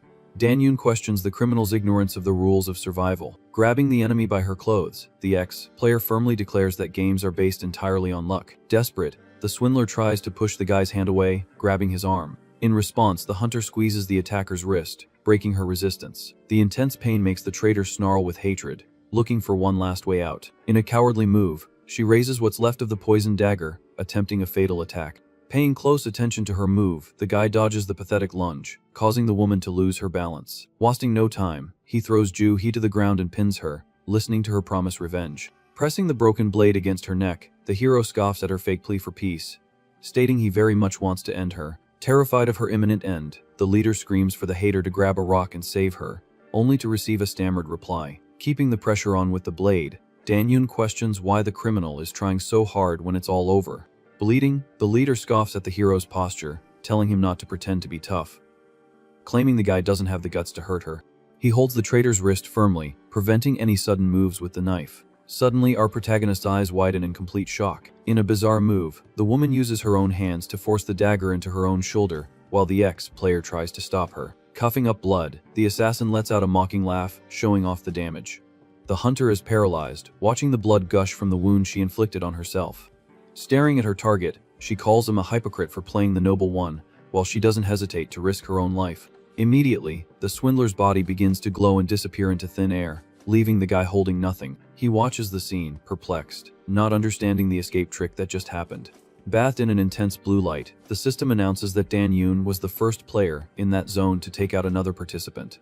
The bright energy continues to flow intensely through the hero's arm. A red mark appears on his wrist as the notice decrees that from that moment on, he will be labeled a killer. Kneeling on the ground, our protagonist is enveloped in a sinister aura as he acquires the passive ability corresponding to the title. Far away, at the entrance of the main building, a scream echoes, asking what was just said. Back at the gym, the survivors gather, questioning if the hero has disappeared, and receive confirmation that he went to hunt down the culprits alone. Annoyed by the guy's solo act, Jae-hyun grumbles as one of the group leaders asks where she's going. The archer tells her ally to take care of things there, and says she's going to find our protagonist to provide support. Suddenly, the girl's weapon falls to the ground with a dull thud. On the floor, she's cornered by the red-headed troublemaker, who rudely informs her that their conversation isn't over. Lifting her head, Jae-hyun calls his attitude unbelievable and tells the aggressor to at least try to be nice. Furious, the coward tells her to shut up and demands that everyone think rationally about the stolen food. Pointing his finger, the redhead accuses the archer's team of suggesting they pool their supplies only to run off with everything. Out of control, the aggressor swings a baseball bat angrily, questioning what more they need to analyze. The girl quickly crosses her arms and absorbs the impact of the heavy blow against her own body. Swaying from the pain, the marksman notices something unexpected happening right in front of her. The coward tries to force the bat down but finds it stuck, feeling an enormous resistance pulling the weapon from behind. Holding the bat with just one hand, Dan-yoon appears silently behind the troublemaker. Bleeding and with a deathly stare, the ex-player faces the aggressor, who stammers in terror upon recognizing him. Without warning, the hero lands a brutal kick on the redhead, sending the coward flying as he asks what he thinks he's doing. With extreme violence, our protagonist stomps hard on the aggressor's chest, pinning him to the floor. Staring daggers at the group, he orders everyone to come closer immediately, calling them useless worms. Silence dominates the court as the survivors stare at the bloodied hero standing over the defeated guy. Terrified by the beating, the troublemaker agrees, trembling with fear. Outside, the afternoon begins to fade over the main building as tension builds inside. Gathering the crowd, the hunter recaps the situation, reminding them that he went out alone to deal with the traitors. Sitting in an intimidating manner, he sighs with frustration that they started destroying each other, because they couldn't wait a little while. Maintaining a serious posture, Dan-yoon reminds them that up until that moment, he had treated everyone with due respect. But from the stage, the ex-player declares that the incident proved they are all trash and that from now on, they will be treated merely as game pieces. The crowd is shocked to hear the new absolutist rule dictating that any disobedience will result in immediate expulsion. Observing the drastic change, Jae-hyun grows concerned, thinking the hero has suddenly become a completely different person. Getting straight to the point, the guy announces the training to retake the central warehouse and divides the people into 3 distinct groups. The first team, focused on combat, will have the objective of securing small stashes and gaining real experience outside. The training team will focus on fighting internally to rapidly raise the group's skill levels. Finally, he looks at the redheads group and announces that the spineless cowards will form the trash team under his direct supervision. During the grueling training, our protagonist orders a fallen guy to get up, demanding that his body enhancement reach level 3 that day. Exhausted, the survivor retorts that he'd rather just focus on saving food without caring about winning a death game.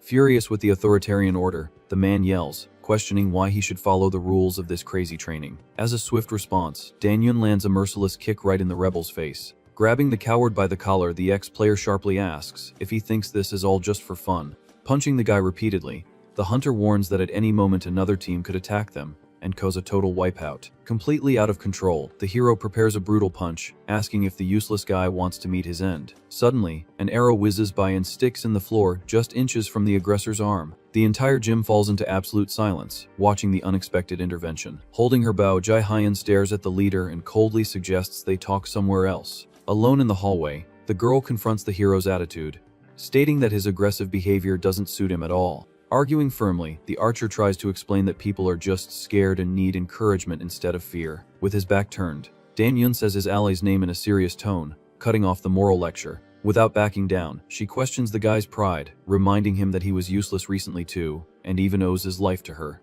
Provoked by the direct offense, our protagonist spins around brutally with a threatening glint in his eyes. Without hesitation, the ex-player fires a lethal magic blast that explodes on the wall near the archer's face. Readying her own bow, Jae-hyun accepts the challenge, muttering that someone here needs a reality check. Screaming at the top of her lungs, the girl asks if the hero wants her to beat some sense into his head. Staring daggers at his ally, Dan-yun observes the shot embedded in the wall and asks with contempt what she thinks she's doing.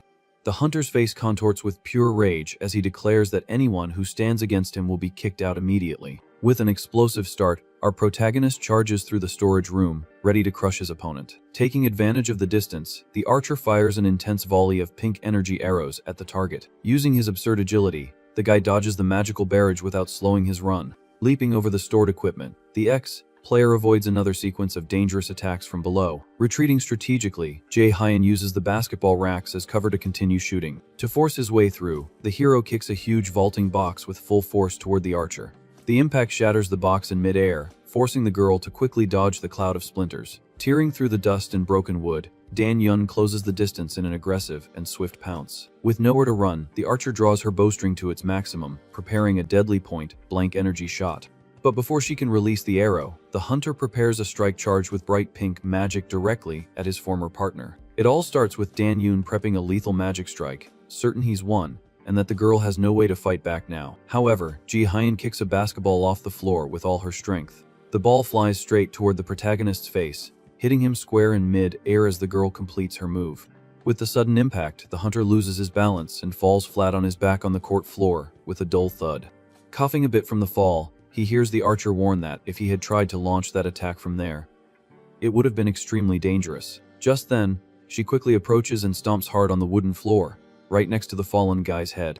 The hero gets a massive shock from his ally's aggressive and sudden action. To ensure total immobilization, she presses her shoe firmly on his left arm. The girl looks down at the protagonist, telling him to stop being a useless man and suggesting a civilized conversation. Pinned to the floor, Dan-yun remains completely silent, processing the scolding he just received. Finding his voice, he retorts that his stance hasn't changed, and that they'll all be annihilated if they keep playing at training. The archer understands the guy is tense because of the recent betrayal, but questions if he really needed to go that far. Completely agitated, the hunter screams at the top of his lungs that he saw the carnage happen with his own eyes. Despite the piercing shout, the girl maintains her unshackable posture while the ex-player remains pinned beneath her. He recalls the previous massacre and asserts in revolt that people meet their end way too easily in this wretched place. Furthermore, the hero points out how simple it is to hurt others when your own survival is on the line. Mentally exhausted, he rests his head on the floor, confessing that he felt that terrible weight in his own hands. The hunter pleads for understanding, asking for the girl's cooperation to prevent his mistakes from causing more casualties on the team. Faced with that sincere outburst, Jia Hyan's gaze softens, and she calls her partner's name in a much calmer tone. But in a sharp move, she yanks his arm up, making the guy scream in pain, demanding she move her boot off him. Sitting on the floor massaging his sore wrist, he hears his ally say that the protagonist is getting things all wrong. Annoyed again, she yells, asking why the leader keeps trying to carry the weight of the entire world on his own shoulders. The girl states that the desire to help is admirable, but makes it clear that it doesn't give him the right to treat everyone like trash. Extending a friendly hand, she tells the guy to get up so they can leave, leaving him confused about their destination. With few options and still in pain, the ex-player firmly takes the archer's hand, accepting her help. As she pulls the protagonist back to his feet, the girl matter-of-factly replies that all the survivors are waiting for him. Back on stage, Danyun apologizes for his earlier hostile attitude but reinforces that the training is vital and tells Helgen to reveal his height and weight. Confused by the unusual request, Helgen informs him that he's 182 centimeters tall and weighs 85 kilograms. Without any prior explanation, the hero firmly grabs the big guy's wrist. Using the quick leverage, he spins his body, preparing to throw his larger ally. Whispering close to Helgen's face, Danyun tells his colleague to activate the iron body skill immediately. The survivor's body glows an intense golden color as he's thrown, leaving the crowd completely shocked by the force of the blow. Remaining calm, the hero explains that at 176 centimeters, it would be impossible to throw someone so heavy under normal conditions. Displaying his own magical aura, he reveals that a difference of just 2 levels in body enhancement creates an absurd strength gap between players. To demonstrate, the hunter takes a gigantic leap and intercepts his thrown colleague mid-air. Without a shred of mercy, the protagonist lands a brutal kick to his ally's back, driving him straight into the stage's floorboards. A cloud of dust rises throughout the gym as the leader claims that even an absurd attack like that can be withstood. From the midst of the wooden debris and thick smoke, Helgen's hand emerges, groping the floor, completely intact. Climbing out of the small crater, the big guy gets up, dusting himself off and proving that the right skill ensures survival in extreme combat. As he helps the guy back up, Danyun agrees and questions who there would survive that impact without proper preparation. Pointing a firm finger toward the venue's door, he warns that outside, there are much stronger enemies and beasts ready to execute them without warning. Even so, the leader offers a merciful choice, allowing anyone to give up and live in the adjoining rooms without suffering punishment. Feeling the brutal weight of responsibility knocking, one of the survivors suddenly stands up with a grim face, catching everyone's attention. Soon after, several other group members begin to rise from the bleachers, motivated to face the fatal challenge. Watching the willpower grow in the room, the hero gives a slight smile and asks why the rest of the cowards are still sitting. Energized by the new pulsating energy, a guy in a beanie shouts excitedly, asking them to start the training from hell already. Our protagonist faces his comrades, feeling a hint of relief to see that his harsh message finally had an effect on the group. A confident smile inevitably appears on the hunter's face after noticing the genuine change in attitude of these people who only knew how to run. Without wasting another precious second, he loudly orders everyone to get to their positions and give it their all.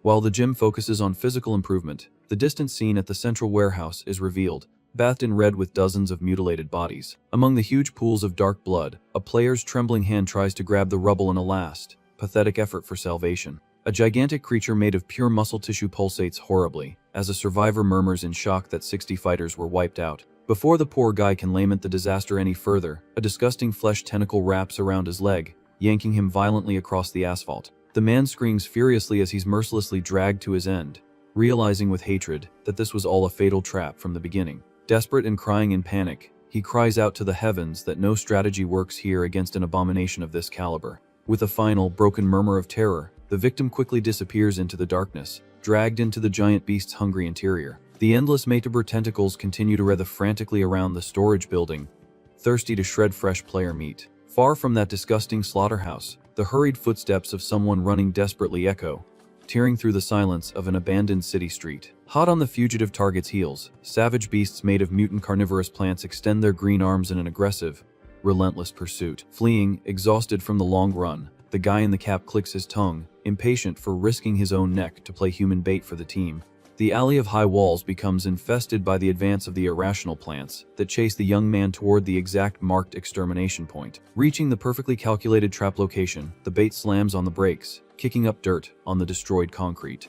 He turns his face, staring at the sharp leaves just inches from tearing his flesh, but without flinching a single millimeter in the face of the green danger. From the top of the strategic wall, His teammate confidently signals that everything is ready for the pounce, earning a simple nod of approval from below. With his body prepared to conjure, the ally with the rooftop advantage makes greenish energy overflow, tearing between his open fingers. Without a second thought, he throws the weight of the spell downward, unleashing a crushing impact blast that pulverizes all the beasts gathered on the ground. Walking relieved among the remains of the dead monstrous flora, the duo confirms they have wiped out all the pests in that sector. The two partners fist bump, satisfied with their absolute success and for having met their daily quota without any casualties. Back in the comfort of their makeshift base, Dan Yoon makes the group proud, announcing that everyone has acquired the coveted level 3 in body and level 4 in hunting. Celebrating with the entire gym, the ex-player announces with a puffed chest that tomorrow they will attack the central facility for good, as the surrounding food has run out. Keeping a clear sense of warning, he startles the crowd by reminding them that colossal things await them in that warehouse that will have no mercy in taking them out. The excited audience disapproves and brutally rejects the idea of running from the final fight, while the guy in the cap suggests throwing a loud party to blow off some steam. The gym erupts in a festive crowd roar, wanting to celebrate their daily survival victory at the top of their lungs until the ceiling shakes. Instantly nipping the chaos in the bud with a stern no, Dan Yoon shuts down the unnecessary fun, even while valuing the group's grit. Under the silent glow of a cold moon, he concludes the day by ordering absolute rest during the night to bet all their chips on tomorrow's inferno. It all starts with the gang celebrating and drinking in the gym to relax a bit before the next day's hell. Just then, a guy in glasses moves away from the crowd, holding 2 bottles of a green drink. Far from the noise, Dan Yoon is leaning against the balcony railing, silently watching the night. His colleague approaches the ex-player, saying he finally found him isolated out there. The ally offers him a drink, stating he deserved it, but our protagonist questions if acting like this isn't a bit careless on their part. The hero points out they don't know what will happen tomorrow, and using up so much food now is dangerous, while his colleague takes a calm sip. Out of nowhere, the man confesses that C isn't really his daughter, leaving the hunter confused by the sudden revelation. To explain better, the ally says he just happened to bump into the little girl completely by chance during the survival tutorial. Since having a kid around gives off a welcoming image, he suggested they stick together, coldly admitting he always uses people to survive. With that, he questions why he even bothered to manage everyone, confessing he wanted people willing to die in his place if necessary. Pointing to the celebrating group, the guy assures him that the rest aren't much different and will do anything to stay alive. However, he notes that survival doesn't seem to be Dan Yun's main goal, asking why the leader tries so hard, risking his own life. With his gaze fixed on the bottle in his hand, the ex-player remains silent for a brief moment, processing the question. Then, the hero asks if his partner knows the nickname he got after retiring as a pro player. In a careless motion, our protagonist tosses the drink over the low wall and reveals they used to call him a bubble. The glass shatters on the ground as he laments that he was never truly good, he just seemed skilled. Stuck in this past, the guy vents that he tried to clear his name by streaming, but the fraud label never came off. That's why, when he found out humanity was in a death game, he decided to win it to prove his true talent. Clenching his fists tightly, the hero admits the only problem is that he never wanted to prove his worth at the cost of other people's lives. Suddenly, the man in glasses gives the leader a friendly pat on the shoulder, startling the ex-player with the sudden gesture. The partner suggests they make the world recognize the guy's skills, leaving him wondering who he's talking about. With an ear-to-ear grin, the ally points to his own chest with conviction. The next day, the large team of survivors finally arrives before the imposing gate of the central warehouse. Staying cautious, Jae-hyun reports that she used her enhanced vision and confirmed there are no other players or anomalies nearby. From his system panel, Dan-yoon informs them that his detection only points to one danger inside, most likely the area's boss. Wasting no time, the leader gives the order to advance as the gates begin to open, revealing an interior covered in flesh. Staring at the disgusting corridor, the group complains about the rotten smell, while our protagonist asks them to light the way. Within the first few steps inside, one of the guys steps on a strange, slimy surface. Immediately, the slippery floor takes its toll, causing the guy in the yellow beanie to fall flat on his back. Sitting on the macabre ground, he groans in pain from the unexpected fall. Summoning a sphere of light in his hand, the survivor angrily questions why this floor is so hard to walk on. As the light pushes back the darkness, it reveals dozens of human corpses fused into the fleshy structure of the floor. The guy's eyes widen in absolute terror as he realizes what he was stepping on. Unable to contain himself, he lets out a piercing scream of pure horror. Awakened by the noise, a giant demonic eye opens in the monstrous structure above the team. With the boss revealed, one of the allies shouts, pointing out the threat and ordering the assault team to charge. Quickly, the frontline fighters get into their stances, planting their feet firmly on the bizarre surface. However, a skeletal hand brutally erupts from within the flesh on the floor. In a matter of seconds, humanoid creatures made of plants emerge from the floor, taking the group completely by surprise. The monsters grab one of the support members by the neck, causing panic as someone yells that the rear guard is under attack. Completely surrounded by the anomalies, a man calls out to the leader for help, desperate at the absurd number of enemies. Danyun realizes the monsters spawned directly from the floor, which explains why his skills didn't detect the ambush. To try and contain the beast's advance, Yahello fires several pink energy arrows, defending the most exposed allies. Keeping her cool, the archer tells the leader to call out a new battle formation, so no one gets taken down there. In an instant, our protagonist shouts an order for everyone to get back with whoever is closest. Staring at the living wall where the boss is, he announces they'll clear out the smaller monsters first, and then focus on the main target. With his brute strength, Helgen lands a crushing punch that shatters the chest of one of the green creatures. Taking advantage of the opening on the field, the leader slices another monster with ease using his glowing sword. From up high, the archer leaps and fires a continuous barrage of magic arrows. The projectiles sink deep into the body of one of the anomalies, dropping it instantly. As soon as she lands safely, the marksman notices a bizarre detail happening beside her. Confused, she watches the corpse of the slain monster get quickly sucked into the floor's slime. From a distance, the ex-player notices that the beast's bodies are being dragged by a disgusting current to a specific point. The boss's large, fleshy mass begins to devour the mortal remains, pulling everything into its own core. The cocoons scattered across the monstrous roots begin to pulse intensely, leaving the girl in shock. The entire ceiling lights up with an absurd number of demonic eggs, ready to hatch. The archer deduces that the villain is recycling the corpses as nutrients to hatch the eggs endlessly. She asks the two closest fighters if they also notice the mechanism, receiving a quick confirmation from the leader. Changing tactics on the spot, our protagonist leaps forward, ordering a direct attack on the larger abomination. With a bloodthirsty look, the hero advances relentlessly as the giant demonic eye focuses entirely on him. In the midst of the carnage, one of the survivors panics completely and starts whimpering in terror. The battlefield descends into absolute chaos, with allies trying to hold back the infinite horde. Shaking uncontrollably, the red-haired guy mutters that the original plan has gone down the drain. Overcome by fear, he turns his back on the team and runs desperately, screaming that everything is ruined. Without looking back, the coward flees back to the main entrance, trying to escape the massacre. He pounds on the heavy metal door, begging for a way out of that hell. While the scaredy cat yells that he doesn't want to go out like this, the sharp vines of a monster are already reaching for his back. In the blink of an eye, the creature tears through the fugitive's flesh with a violent blow, drawing a piercing scream of pain. Observing the tragedy from afar, the ally in glasses notes that the group has lost emotional control. The defensive formation completely collapses, with several members being swallowed and crushed by the plants. Desperation is clear on the strategist's face as he realizes a total defeat is only a matter of time. Above the noise of the fighting, he alerts Danyun that they need to annihilate the boss as quickly as possible to stand a chance.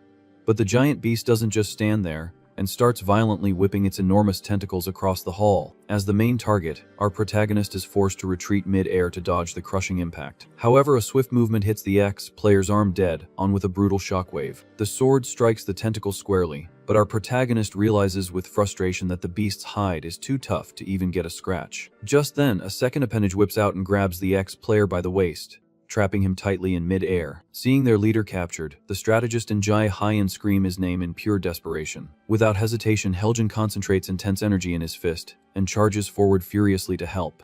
He demands the monster let his ally go and unleashes an explosive punch against the enormous living wall. However, the fighter's arm sinks right into the slimy flesh, leaving him completely stunned. Before he can pull back, dozens of disgusting veins wrap around his arm, causing unbearable pain. A terrible infection starts to spread rapidly up the big guy's skin. Still immobilized, Danyun screams his companion's name, terrified by the situation. Unable to break free, Helgen is brutally pulled toward the abomination's central structure. With blood trickling from his mouth, the ally murmurs the leader's name in a final plea for help. Shock takes over the ex-player's face as he watches the tragedy, unable to do a single thing. The fighter's robust body is slowly swallowed by the wall of flesh until he disappears completely. Breaking into a cold sweat and taking a deep breath, our protagonist freezes in the face of this unimaginable atrocity. In a total panic, he realizes that the team's survival plan has just crumbled for good. Staring at the anomaly's gigantic eye, the ex-player processes the fact that he just lost a teammate. A chill runs down his spine as the creature's oppressive presence dominates the room. Suddenly, a sharp scream cuts through the air as Yahello is captured by the monster's appendages. Pressed against the living wall, the archer panics when she realizes she can't move her own body. Our protagonist watches the scene, feeling his terror grow as everything spirals completely out of control. More tentacles shoot out in all directions, grabbing the other survivors who were trying to flee across the hall. Shaken Dan-yoon watches the carnage unfold right before his eyes. Even the strategist loses his composure and freezes, consumed by the fear of imminent doom. Mercilessly, the creature drags Jia Hyan violently across the blood-soaked floor. Spitting blood, the marksman extends a trembling hand and calls out the leader's name. Desperate, he reaches out his arm, begging his friend to get up from there, fast. Their fingertips almost touch, but a sudden pull yanks the girl away at the last second. The monster's absurd strength lifts the archer into the air, taking her straight to the top of the structure. Knowing her end is near, she screams, ordering the hero to win this fight and survive at any cost. In a cruel instant, the young woman is swallowed by the boss's macabre crevices, disappearing into the darkness. With his hand still extended to nothing, the ex-player falls to his knees, completely devastated. Tears of pure helplessness well up in his eyes as the weight of failure crushes him. In a fit of rage, he screams, denying reality, and throws himself against the wall of flesh. The hero tears at the beast's entrails with his bare hands, desperately demanding it let his friend go. Sinking his arms into the slime, he screams the marksman's name, hoping to pull her back. To fend off the disturbance, the boss swings a giant appendage and hits the guy with a violent blow. The impact launches Dan-yoon right back onto the warehouse's disgusting floor. Breathing with great difficulty, he looks up and sees the rest of his allies scattered about. Nearby, one of the injured boys groans in pain, trying to crawl away. A little further back, a couple huddles together, exhausted, just waiting for the inevitable end. To make matters worse, the smaller plant beasts surround our protagonist from all sides. The creature's shadows rise menacingly, ready to tear him to pieces without mercy. Amid the chaos, a memory of the strategist asking them to show their worth to the world invades his mind. Returning to the grim reality, he sees his ally, trapped and covered in wounds, but still trying to call out a combat formation. Jia Hyan's last words echo in the leader's head, giving him the strength to dig his fingers into the wet floor. Overcome by an incandescent fury, Dan-yoon lets out a deafening roar with the promise to survive. A golden aura explodes from his body, creating a shockwave that repels the nearby enemies. Wielding his glowing blade, our protagonist slices through several smaller beasts in a single swift motion. Blue system windows pop up in his vision, announcing absurd level jumps in his hunter skills. Ignoring the pain, he charges forward at high speed, leaving only a trail of light in his wake. With his eyes fixed on the target, the warrior runs in a straight line, hurtling toward the boss's central mass. The leader leaps high and prepares a focused strike directly at the monstrous structure. Applying all his strength, he drives the magic sword deep into the abomination's tough hide. Black blood gushes from the wound, proving to the ex-player that the monster bleeds just like they do. Ripping the weapon out brutally, he swears the creature will spill enough blood to pay for his team's end. Another panel notification appears, informing him that his class has just leveled up again. Down below, the disgusting floor is now covered with the severed pieces of the plant horde. As soon as he lands, the guy pants, muttering that all these system levels don't matter now. Staring at the creature's immensity, he questions internally if he has what it takes to destroy something so large. Without giving him time to rest, a giant thorny whip pulls back, preparing a lethal attack. The massive appendage comes crashing down, smashing the exact spot where the hunter was standing. In a split second, the guy raises his glowing sword, managing to parry the impact. He quickly slices through the roots but notes with frustration that he can't land a fatal blow on the true core. Taking advantage of the warrior's focus, a sneaky vine advances silently from behind him. The sharp tip pierces the hero's shoulder clean through, drawing a muffled groan of agony. The force of the blow sends Dan-yoon flying through the air, causing him to drop his weapon mid-flight. With no control over his own body, he collides violently against one of the thick roots suspended from the ceiling. Before he can even fall, the monster slams him directly into the blood-soaked ground with crushing pressure. Badly injured, our protagonist tries to stay conscious as blood runs down his face. Gathering what little strength he has left, the young man tries to get up, but soon notices the smaller beasts approaching. The horde advances at once and starts beating on the hunter, who takes the blows unable to defend himself. Trapped in an endless cycle, he laments that retreating attracts the smaller monsters, but attacking the boss has no practical effect. As he takes a direct punch to the face, a dark voice echoes in his mind, telling him to just give up. Kneeling, defeated before the Great Red Eye, the leader hears that he has completely failed the stage's mission. The strategist's broken glasses rest in a pool of blood, sealing the cruel reality that there's no one left to save him. The sinister voice continues to echo in his mind, warning that continuing this fight will only lead to more suffering. Staring up at the monster, the leader hears the entity tell him to just give it all up. Just then, a bitter memory floods his mind, showing someone's hands throwing a towel to the floor.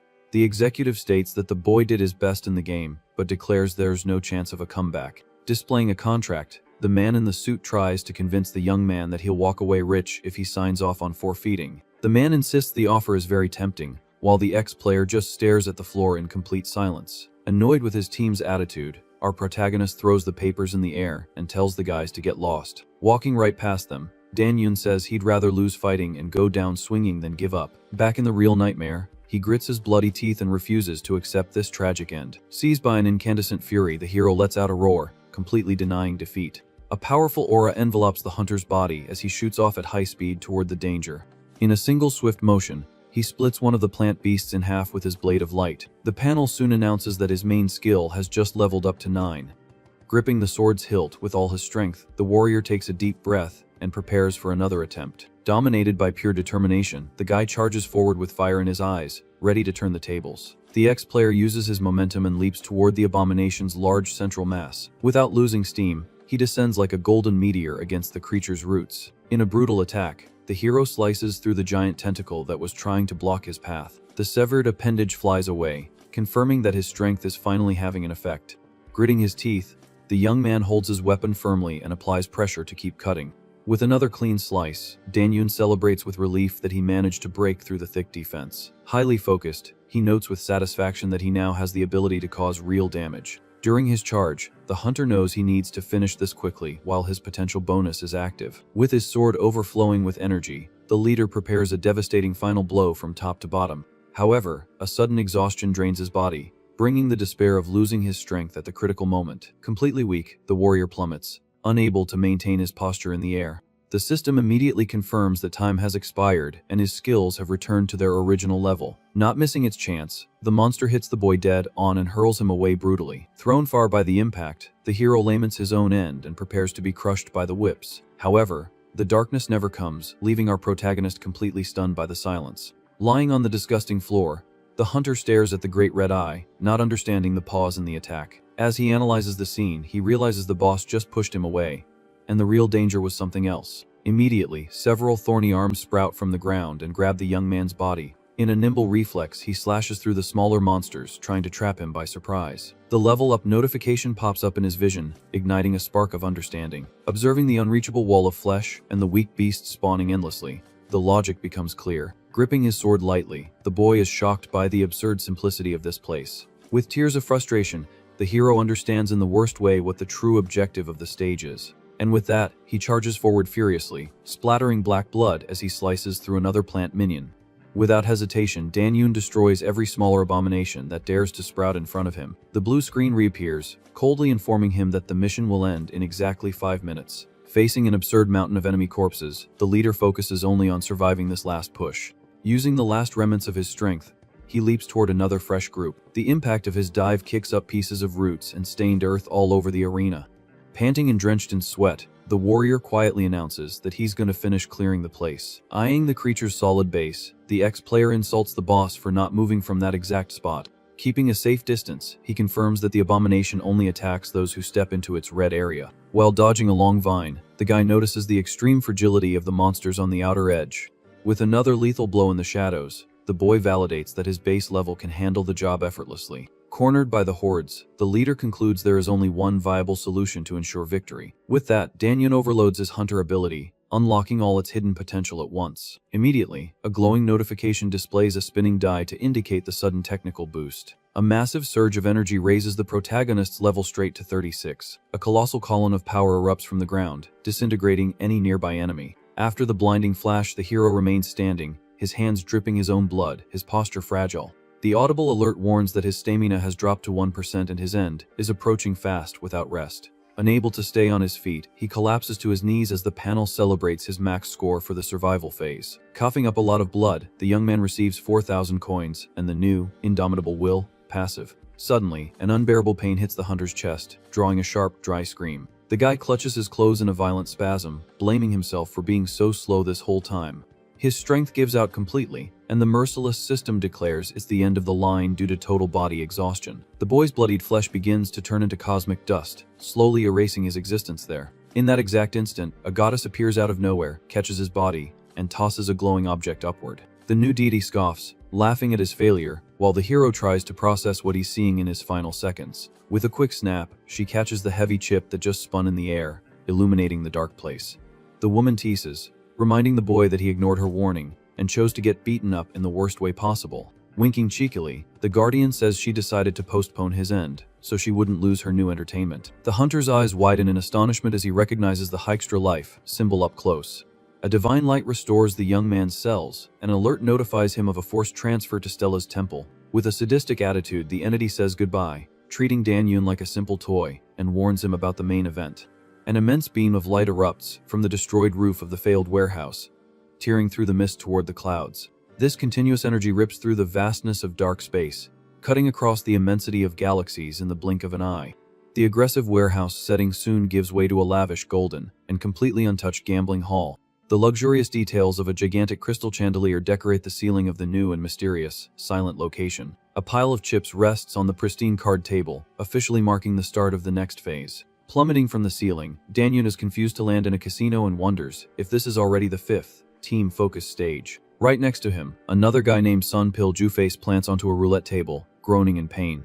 But the sound of something else falling grabs his attention right away. Super excited, the guy realizes it's raining coins and immediately starts scooping them up from the floor. A true golden fortune plummets from above without stopping. Just then, several other survivors fall into the place, completely disoriented by the bizarre situation. Watching the commotion, Pil-ju notices that everyone is being gathered at this exact spot. Suddenly, a flashy goddess appears, laughing, and welcomes her new little playthings. Full of energy, she introduces herself as Stella, the master of this place and the deity of gambling.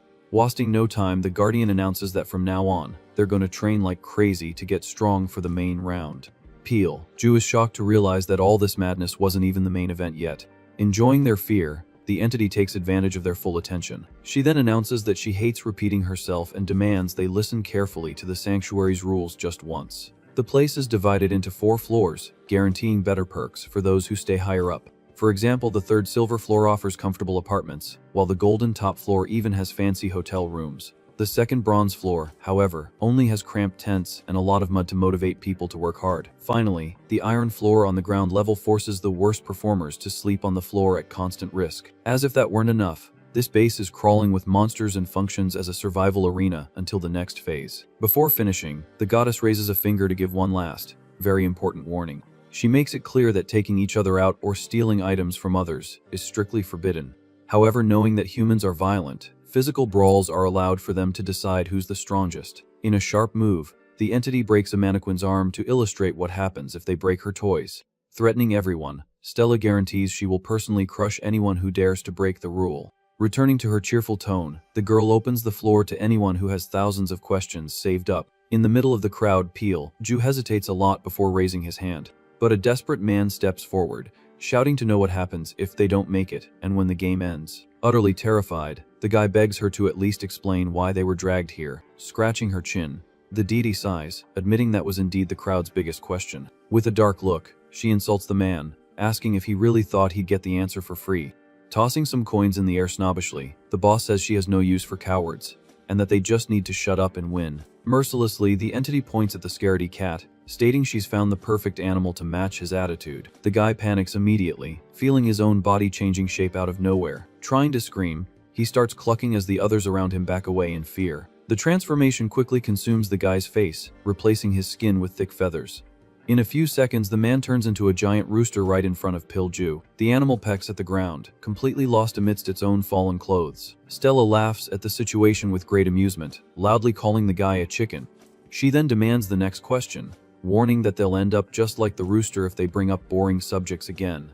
Faced with the heavy silence and general fear, the goddess decides she'll choose who gets to speak. However, someone suddenly breaks the silence, catching the girl's attention. Without a hint of intimidation, Dan-Yun asks which floor he ended up on, since there's a ranking system. The ex-player crosses his arms calmly and asks if she's not going to announce the rankings already. Thrilled by the boy's firm attitude, the entity reveals she has already finished classifying everyone. On the other side, Pil-ju recognizes his idol's face instantly and is dumbfounded. Explaining the simple process, the deity points out they just need to use their bracelets to check everything. She yells with great excitement, telling everyone to use the status command. Following the boss's instruction, Pil-ju activates the holographic screen in front of his face. Reading the data calmly, he's relieved to have made it to the silver floor classification. Digging deeper into the system, the guy notices a specific tab showing the overall score. The screen displays the player Paul Beston as the top member of Stella's own faction. Right after, a cleaner appears as the top performer of the Gardeners group. The panel also shows Jin Seo leading the Dust faction with total confidence. Finally, Alat Min closes out the main list for Hira's faction, along with the number of just over 2 million remaining survivors. Peel Ju's eyes widen, astonished by the extremely low number of people still alive in the game. He calculates in terror that the population has dropped from 6 billion to almost nothing before the official round even began. Clapping her hands to break the somber mood, the goddess decides it's time to celebrate since everyone knows their place. A gigantic feast magically appears in the hall, filling the tables with bountiful food. Starving, the guy drools while staring at a roasted chicken as the guardian tells them to eat and rest well. But the joy is short-lived, as she points and demands that starting tomorrow, everyone give their all to become her champions. Hearing the heavy demand, our protagonist keeps a straight face, focused only on survival. Raising her arms, the deity makes it clear that the goal is absolute first place to secure money and glory for her. After her demanding speech, she simply disappears in a flash of light, wishing everyone a good break. Immediately after the boss leaves, the cowardly chicken explodes in a puff of smoke. The man returns to normal, coughing heavily, completely naked and lost. One of the players sighs with indignation, thinking they're just going to keep running through the game without understanding anything. But most ignore the confusion and attack the food, desperate to eat real meat after so much chaos. With no interest in the party, Danyun turns his back on the tables and decides to leave. Just then, Peel Ju runs after him and grabs the hunter's shoulder quite recklessly. The fan tries to confirm the ex-player's name but gets a death glare in immediate response. Without a second thought, the hero grabs and brutally twists the guy's wrist to break free. From the impact of the defense, the guy in glasses is shoved backward, feeling a lot of pain instantly. Our protagonist coldly warns that next time, the fellow shouldn't even look him in the face. Desperate to fix the misunderstanding, Ju begs him to wait and says, "I'm your brother," but the warrior just ignores the nonsense and continues walking down the hall, while the guy coughs on the floor. As he processes what the fellow just said, Danyun stops mid-stride, completely baffled by the sudden familiarity. Finally recognizing the guy, Danyun asks if that's really son Ju. A bit sheepishly, the guy gives a nervous chuckle and confirms it's been a long time. A memory immediately surfaces, revealing their past on a gaming team. Back then, a very excited Ju would sit in his gaming chair, calling Danyun, "Captain."